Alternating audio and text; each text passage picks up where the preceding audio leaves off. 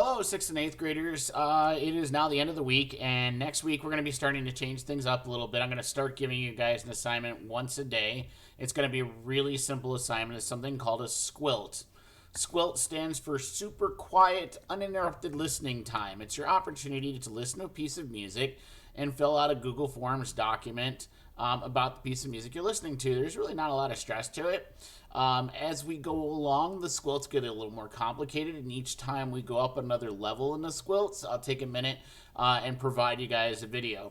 Real quick thing about videos, I get it. Some of you guys don't like showing your faces in a video, and that's perfectly fine. I got to be honest with you guys, I have spent more time in front of a video camera than I think I ever have in my entire life. So I understand your fear about being in front of a camera, and I'm not concerned about that. That's fine if you don't want to show your face. I get it. I don't like the way I look on a video, and I don't like the way I sound, for that matter. And I run a podcast that does both. So I can't explain it, but it's just who we are as human beings. So don't be afraid about that. I thought I'd take a minute today and show you guys how our squilts work. They're really pretty simple.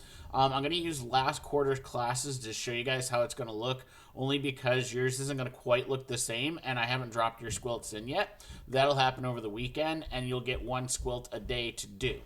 If you get behind on your squilts, no big deal. Just do the previous day's squilt, okay? So let me walk you guys through how this works. So I'm going to my computer screen here. When you go into your Google Classroom next week, you're going to get something that looks kind of like this. There'll be different topics. You can get to your topics on the left-hand side here. For you guys, you're going to have just an introductions topic, and then squilts will be the next thing down just underneath that. So at the top of your squilts, there'll be a tab that I'm going to actually leave there. I'll kind of pin that in place. This says List of Squilt Songs. That's just a Google Docs document of all the songs we're going to listen to on a squilt. It'll start off with just number one, because I go one song a day, excuse me.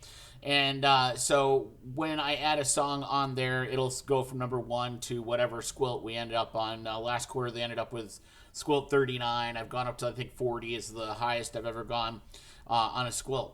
So I just got to try to show you guys how this works.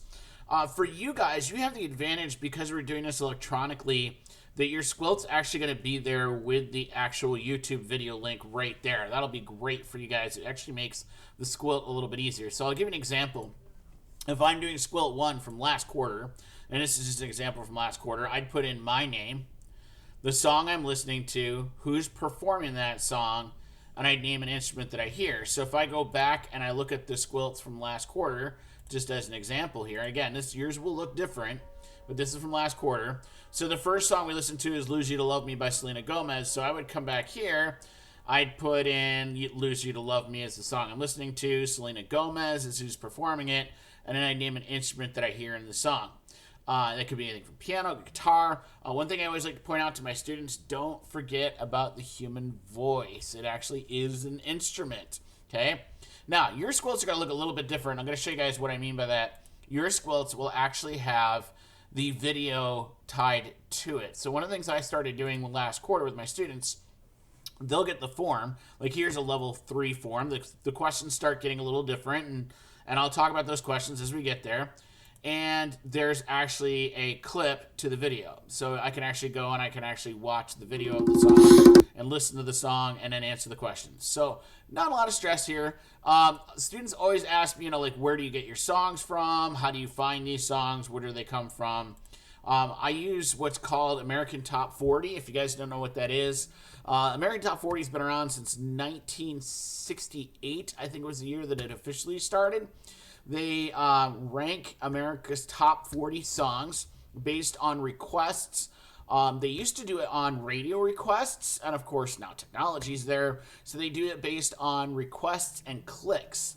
So when you click on a video on YouTube to listen to a song, when you go to Spotify and you listen to it, iHeartRadio, any app that you listen to your music on, American Top 40, they base their list on that. So I usually use that list as a starting point. By the way, if you go online to at40.com, that'll give you an idea of what songs end up on American Top 40. Now, there is a catch.